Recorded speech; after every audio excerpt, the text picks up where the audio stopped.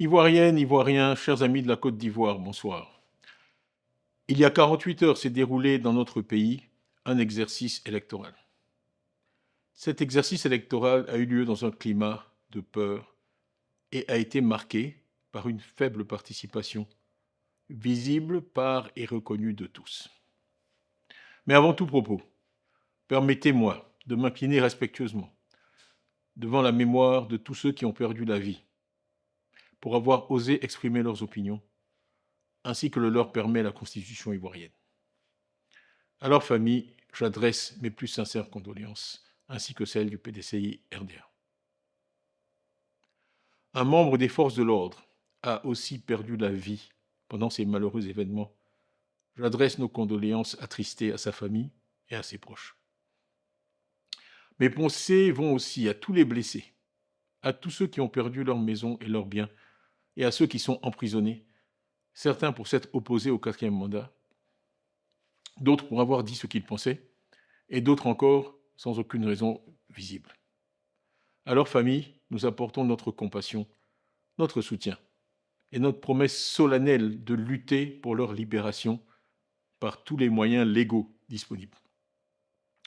À toutes et à tous, je souhaite exprimer ma gratitude pour votre patience, pour votre courage et pour votre foi inébranlable en la démocratie. Merci de tenir bon. Merci de croire en notre idéal de nation et de refuser d'accepter que les voix de millions d'Ivoiriens soient réduites au silence. Mais parlons franchement.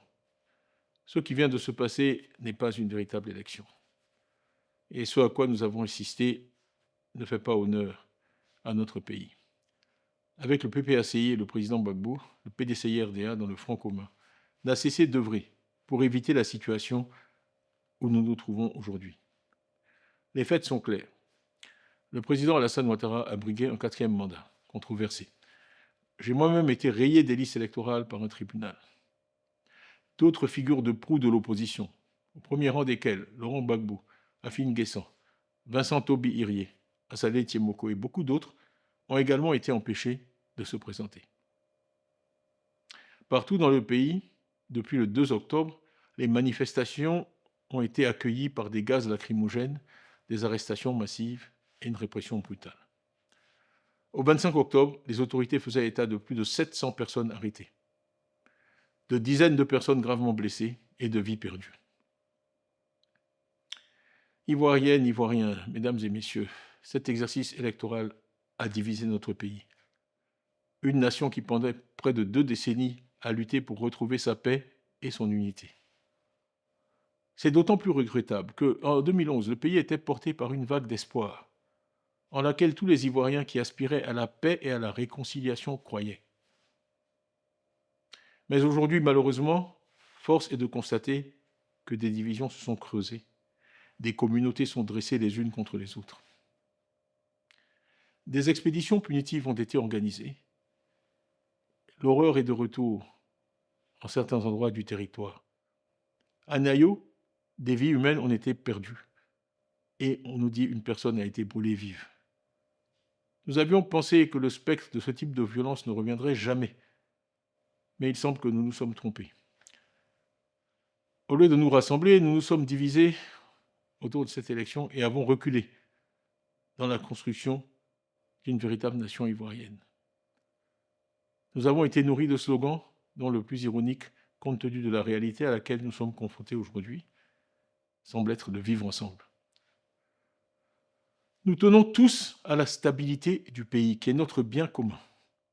La stabilité du pays. Nous avons toujours pensé pour notre part qu'une élection inclusive était le meilleur garant de la stabilité du pays. Et que la continuité, rassurante en apparence, pouvait conduire à l'instabilité, car la soif de changement du peuple ivoirien était réelle. Et les faits récents semblent malheureusement nous donner raison.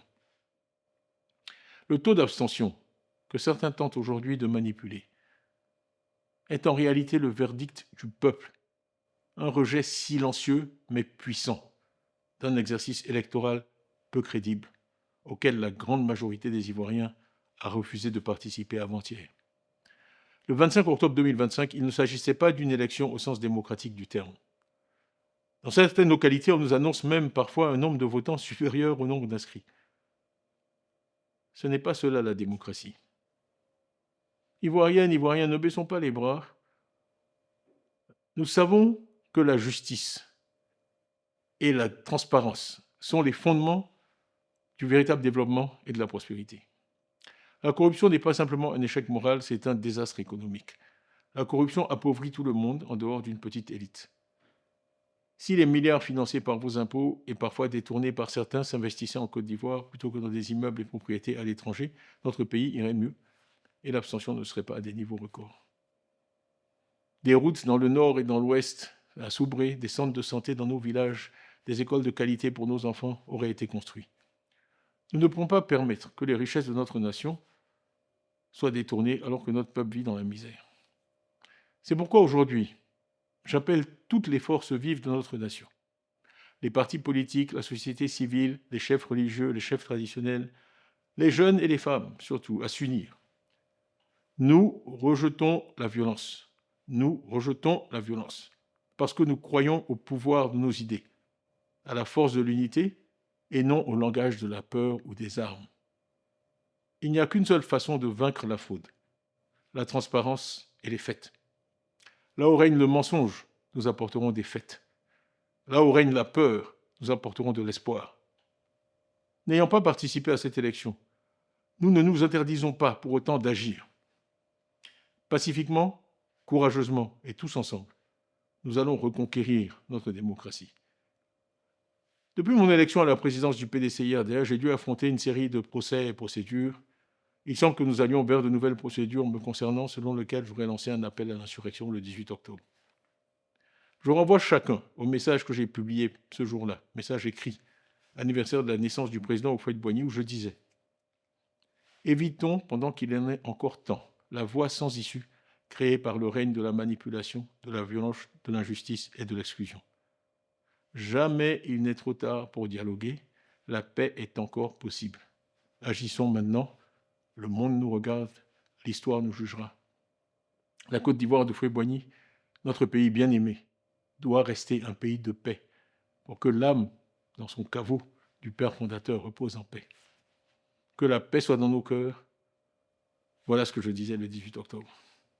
Ivoiriens, il ne faut pas désespérer. Dans aucun pays, la démocratie n'a pu s'établir sans avoir à surmonter une résistance farouche de la part de régimes autocratiques. Je saisis l'occasion pour appeler à nouveau le pouvoir au dialogue. Nous sommes en effet dans une impasse. Seul le dialogue peut nous permettre d'en sortir. C'est le souhait, en tout cas, de la majorité des Ivoiriens. Un dialogue sincère nous aurait évité les incidents et les pertes de vies humaines que nous venons de vivre. Il n'est jamais trop tard pour bien faire, et j'espère donc que les autorités entendront cet appel.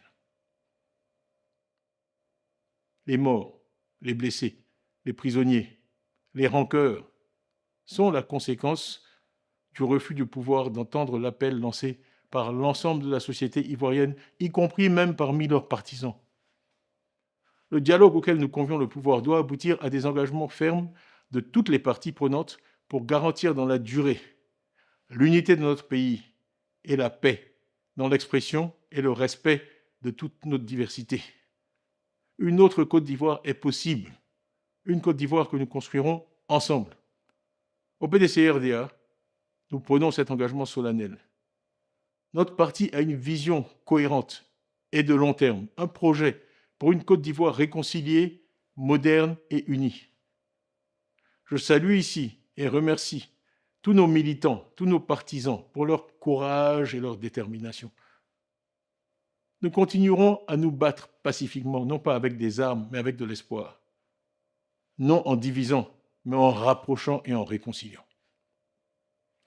Ivoiriens, chers amis de la Côte d'Ivoire, nous venons de vivre un moment de notre histoire qu'ensemble, nous transformerons, j'en suis sûr, en un moment d'éveil et de renouveau. Engageons-nous donc à nous battre pacifiquement pour une Côte d'Ivoire qui appartient à tous, sans distinction d'origine, de religion, d'ethnie ou de culture, dans le respect de l'état de droit. Notre cause est juste, c'est pourquoi elle prévaudra. Ensemble, nous retrouverons notre démocratie. Ensemble, nous restaurerons notre dignité. Ensemble, nous construirons cette Côte d'Ivoire réconciliée que nous savons possible. Vive la Côte d'Ivoire, que Dieu bénisse la Côte d'Ivoire.